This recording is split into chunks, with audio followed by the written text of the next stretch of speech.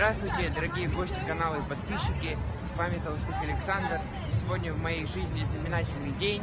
Сегодня я получил паспорт, я уже повзрослел, даже работать могу.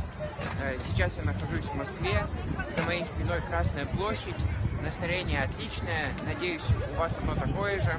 Поздравляю вас с наступающим Новым годом!